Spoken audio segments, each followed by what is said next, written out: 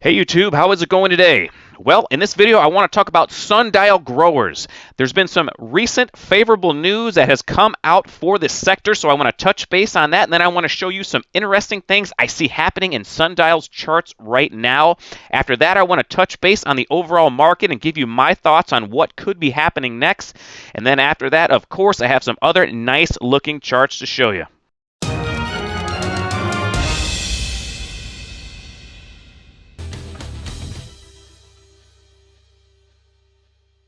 All right, well, before I get started, I want to tell you about a YouTube channel that I've been watching called the Darwin Awards. This show is all about how people meet their untimely demise doing something insanely idiotic. So if you want to learn what not to do in life, you probably want to check out this channel, or at the very least, if you want something interesting to talk about at work besides the friggin' weather, these guys have got the stories for you, so make sure you check out that channel. All right, well, in recent news related to Sundial, this article says that most cannabis stocks are catching a bid today. This comes as Virginia lawmakers approve a bill that would see recreational MJ usage legalized by 2024. Governor Ralph Northam has not yet signed this bill into law, but experts believe he will soon. This bill would require lawmakers to sort out regulatory and licensing deals by 2022. So you know what that means. Politicians are going to be getting paid, so you might as well say it's a slam dunk. This deal is getting a lot of attention right now, not because Virginia is on schedule to become the 16th state to legalize recreational MJ, but rather investors are focused on the fact that Virginia will be the first southern state to do so, and this has buoyed expectations that federal legalization is more likely to happen now. So the dominoes are continuing to fall in the favor of sundial growers and the rest of the industry's favor as well. All right, well, let's get into the charts now. This is the current daily chart of Sundial Growers, ticker symbol SNDL. And if you've been following this stock at all, you know it's been pulling back pretty sharply from its huge move that it had. Now, it got a little overheated, and it's pulling back hard right now, and that's to be expected when you have a massive run like this. But right now, what you have to be asking, is this chart pattern starting to look constructive, or is it starting to fall apart? Now, at first glance, you would probably say this thing is falling apart and it looks like the run is over. But if you dig beneath the surface a little bit, let's go to the 15-minute chart on sundial growers.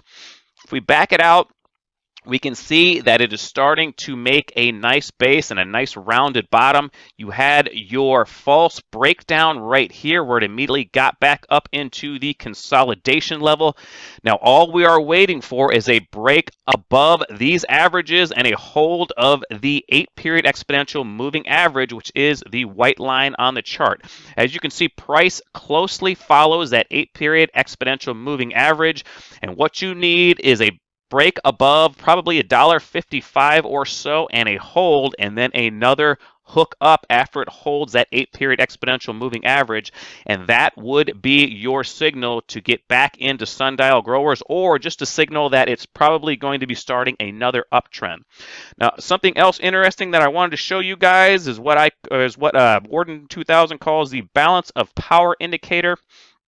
This just tracks large buys and sell orders, and it can tell you if the stock is under accumulation or distribution. Sometimes in chart patterns, it's not as easy to tell if the stock is actually under accumulation or distribution. You know, obviously when the stock is screaming higher, it's certainly not under distribution. It's definitely under accumulation. But when a stock gets into a little bit of a quiet period like Sundial is right now, I like to look at this indicator to show me if people are still buying the stock. And after the 23rd, what we can see is there is starting to be a lot more accumulation coming into this stock. So that is very constructive for a move up. So as far as I'm concerned, it looks like Sundial could be ramping up for another move to the upside because it looks like it is still under accumulation. Let me take this off the chart. Let me go back to the daily chart real quick. Now we can see that it's still holding below this 8-period exponential moving average. So that is the short-term T line, the short-term trigger line. So it needs to get back above that, but it's holding right there. So it looks like it's setting up for another move to the upside. Probably the only wild card is the overall market. If the overall market goes into a huge correction, which it's teetering on the edge of that as far as I'm concerned, but I'll go into that in a minute when I go over the market averages. That's probably the only thing that could derail this pattern. But if this stock does start to break down a little bit, an interesting level of support is this right around $1, because we have this old high back in December, and it's also coinciding with the 50-period simple moving average, this blue line on the chart. And that 50-period simple moving average is usually a pretty strong area of support. So the fact that it is coinciding with this old support makes me think that if it does move down into this area, there should be some pretty good buying. And I actually don't own this stock at the moment. I'm still watching for this pattern to develop. But if the price does fall down to this $1 range, I think I'm going to start a position, because I think that could be a very nice area for a bounce. Well, all right, let's get into those market averages. All right, well, let's get into the market averages real quick before we get into those other nice looking charts. Right here is the QQQ, which is the ETF for the NASDAQ, and it is below the 50-period simple moving average, which is this blue line, and that is very bearish. And of course, it is below all three of these. The white line is the 8-period exponential, and the purple line is the 21-period exponential moving average. The QQQ is the weakest of the three. And what's throwing me for a loop right now is that the Dow is so strong. Normally, I would be all over this reversal signal, but I have not gotten short anything, and I haven't bought an inverse ETF because I want a little bit more clarification from the overall market. Now, if we go to the 5-minute chart on the QQQs, what I talked about last week when it was right around 330, that if we got a break of this level, we were probably going to go down into the teens, and that's exactly what happened. It didn't happen quite the way I was thinking, but here we are. It had a decent bounce right around 311, and is still hanging around that mid-teen level. It's right at 315 right now. But a pattern that could be developing right now as we speak is one of my all-time favorites. It's the MACD positive divergence on the Qs. I love trading these. What you do is you wait for a higher low on the MACD like you see right here. Let me draw that real quick. And then you look for a lower low in the overall market, and your buy signal is when it gets above that white line on the chart. And it looks like if we can get another rollover, this looks like it's potentially happening right now as I'm recording this video. So I'll be keeping a sharp eye on that. I might have to jump off this video and grab that trade real quick.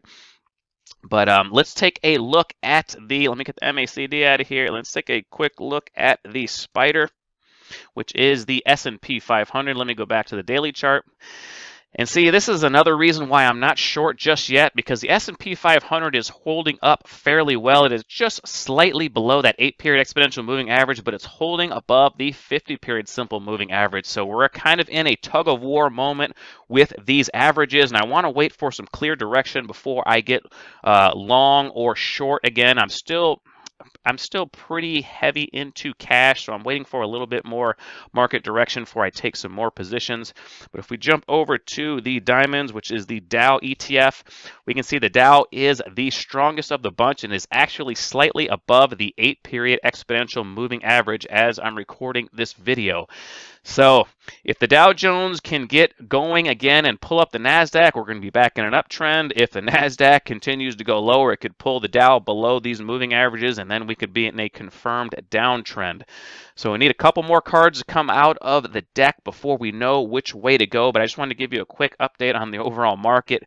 It's kind of in limbo. It's up one day, down the next. So I'm kind of waiting for a little bit market direction, and so should you before you open up any new positions unless you are really confident in the direction of that position. You want to go with the market averages if you can. It just makes it a lot easier for your positions to be successful. But let's get into some of those other nice looking charts. All right, guys. Well, the first one I want to show you is Peabody Energy Corporation, ticker symbol BTU. And full disclosure, I do actually own this stock, but if you zoom in a little bit, we can see it is continuing to grind higher. After this pullback it had just a few days ago, it found support at the 21-period exponential moving average, and it is moving back above the 8-period exponential moving average right now. And we're starting to see a lot more strength come into these commodity type stocks.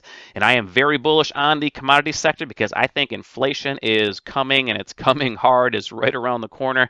So that should bode well for commodities, and of course the stocks that sell those commodities, they are going to reap the benefits as well because they're going to get higher prices.